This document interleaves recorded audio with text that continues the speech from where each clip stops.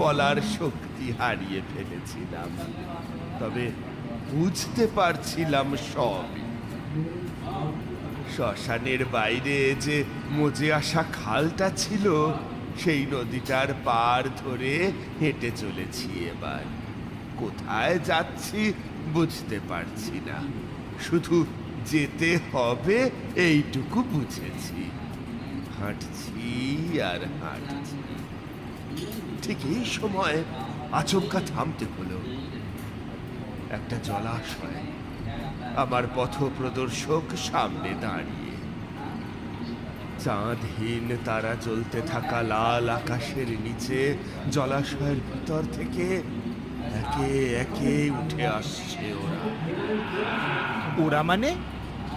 অপঘাতে মরা সব অতৃপ্ত আত্মাধারী জলপিশাচেরা।